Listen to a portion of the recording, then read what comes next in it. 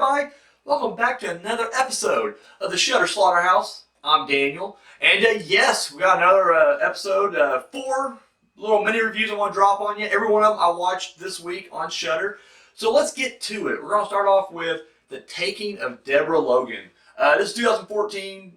Deborah Logan has Alzheimer's, and she agrees to let this documentary crew come in and videotape her progress and everything. And of course, when they do, shit goes sideways. This is a movie I always heard good things about. I knew really nothing about it though. I didn't even know it was found footage until I watched it, recently. The thing that threw me off though was there's a picture. I don't want to give anything away for those who haven't seen it, but there's a picture I seen online. I'll just say it's the girl in the cave. That's all. I'll leave it at that. I don't want to say anything else in case I don't want to give it away if you haven't seen it for some reason. But I've always seen this picture, and I just thought it was just some kind of crazy, like, creepypasta picture, fucking Slender Man made up on the internet. I didn't know it was actually from a movie. And so when I saw this, I was like, holy shit, wasn't expecting that. Taking Deborah Logan, I really enjoyed it. Really creepy, well done. Actually, I'm not gonna lie, 3 of the 4 movies I watched this week was all found footage. Didn't mean for it to end up like that, it just kind of happened that way. And it's good. I'm not gonna lie, they all turned out pretty good. Especially this one. I like this one. I thought this one did really well. It's creepy. Really good story to it. I don't have anything bad to say about it. I will just say it wasn't nearly as scary as I was hoping. Even though that one scene in the cave, kind of gives me the willies. But other than that, honestly, wasn't really too frightening. But solid all around, good performances by everybody. Good, So without giving too much away, I'll give it. People here on Shudder gave it 4 out of 5 skulls. I'll give it 3 out of 5. Like I said, just kind of right down the middle, but it's decent. It really is. It's a decent little watch right there. So up next we have from 2015, Hell House LLC. I've heard a lot of people talk about this movie, and I was pumped to see this as well. And again, I didn't realize this was a found footage, so for those of you who don't like found footage, may want to steer clear, but if you do like it, or if you're just like me who don't really care one way or another, just want to see a good movie, the basic plot of this is a haunted house opened up several years before, and opening night resulted in a horrible tragedy. Something went wrong, many people dead, many people are injured, and so this documentary crew is going to go in and try to figure out, what happened that night. Man, this movie was just fucking unsettling at times. Little things, really, but yeah, it was just really, it's a slow burn, and my only, it is just a minor gripe, because I really like this one. This will probably be my pick of the week, actually. It's a toss between this one and the next one. I'll go ahead and I'll land firmly on Hell House LLC, pick of the week. I guess, I don't know. They don't explain a lot, but you find out later that there are 2 other sequels. They do part 2 and part 3. So I guess I need to watch those for any questions that this kind of left. Because my only complaint was this kind of leaves you open, like, really? Like, I don't know, I wanted more out of it. But once again, maybe the sequels, answer these questions or whatever. Like I said, just a little unsettled. The clown, that's all I'll leave on that one. But that thing, the clown dummy or mannequin, that thing was creepy as hell. And man, the fucking scene with the creepy guy with the mustache. He's like the comic relief guy, but what's his name, Paul or something like that. Anyways, the scene with the girl in his room. Oh my god, like. I jumped on that one, ain't gonna lie, definitely jumped on that one. Hell House LLC, highly recommended. They give it 4 out of 5 skulls here on Shudder, and I'll agree with that, 4 out of 5 easily. And it's one of those, I think if I watch it more later down the road, it may get bumped up to 5 out of 5. But right now, I saw 4 out of 5, and yeah, definitely my pick of the week. This next movie, I'm probably gonna butcher the shit out of the name.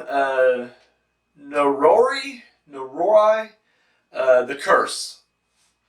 Which is funny because I looked it up because I was curious what Noroi means or whatever, and it actually just means curse.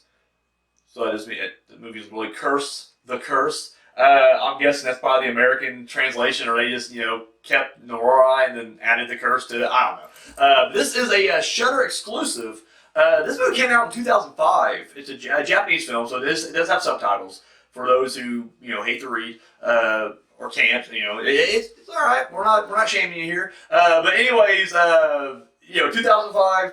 But this movie got, it never really had a major release worldwide. It was, it was always, overseas or whatever. And so this movie just came to America like maybe 3 or 4 years ago, I think. I think it's what it said. So like this, this is kind of a hidden gem for people who didn't go out and get foreign DVDs or bootleg or anything like that. So now this movie, this guy's a paranormal investigator, and this is also another found footage movie, and he keeps he's investigating all these different cases, but it turns out they're all connected.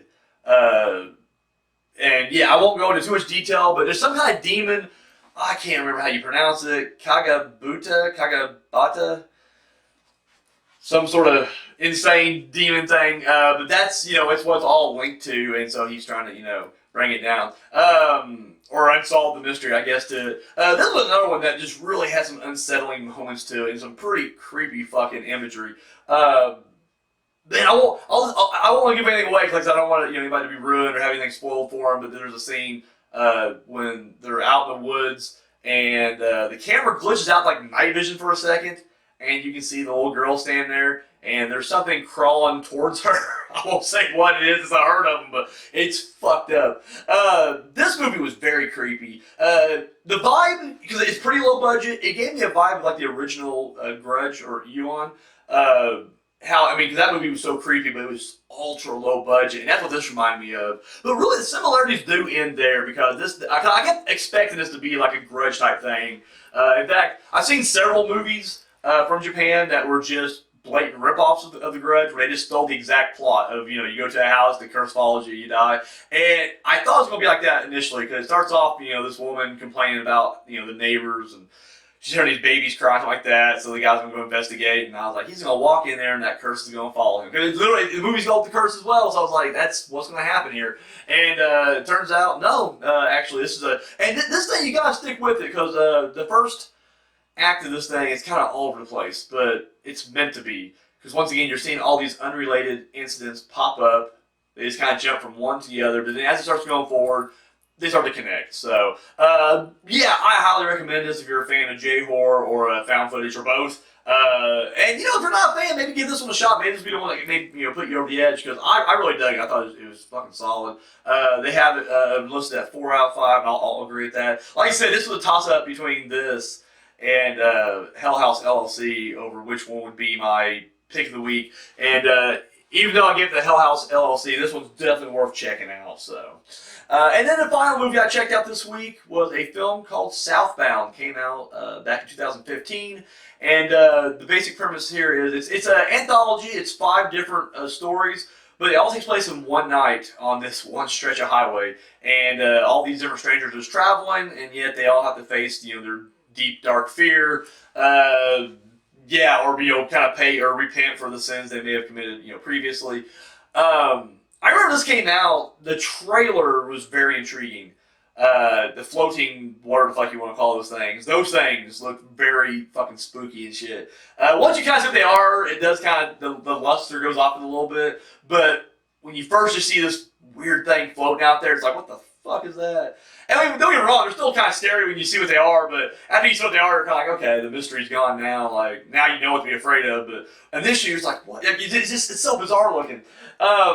This movie I really like too. We didn't have a bad movie at all this week, actually. This movie I thought was really good. Not every segment works, but I love how they're connected. And I think this is something that a lot of anthology films kind of lack nowadays, especially ones that are done by multiple directors. I think there's like 4 or 5 directors on this one. When you typically have 4 or 5 directors working on an anthology, and they're trying to be like, they're trying to connect them, you can just tell there's a different style, and it sometimes do clash with each other. Whereas this one, it seems like it flows pretty well, and it all seems like it's the same movie. Like, you could have literally have told me it's all one director, and I probably would have been like, yeah, okay. Because, it looks like, it's very fluid.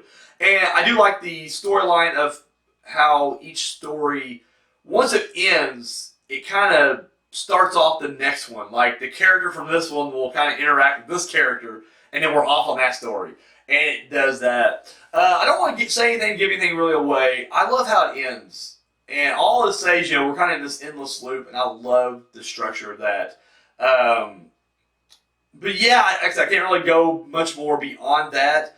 But yeah, I really dug it. I thought it was really solid. I don't know what the deal was when this came out. In fact, when I kind of went back and checked it out now, it seems like everybody's like, oh yeah, it's always a good movie. Like everybody's always gave it good praise. It always had a decent Rotten Tomatoes score, and people seem to be praising it. But for some reason, I remember like when I was watching people on YouTube talk about this movie, they didn't really praise it that much. I mean, maybe it's just the ones I was looking at. I mean, once again, they just it didn't really connect with them. But it seems like everybody I talked to or listened to about this movie didn't like it. And I'm watching now going like, that's pretty good. And when I go back and look at the legitimate critics or whatever, no, it seems like they all kind of they gave it its props or whatever. So like I said, not the best anthology, but it's not the worst either. I really dug the story and the vibe of the whole thing. So so that's it for this week. That was Southbound. They gave it a 4 out of 5. I think everything I've watched this week, the Shudder people have given it 4 out of 5, or the Shudder viewers. I'm not sure how their viewing system works. I'm assuming it's the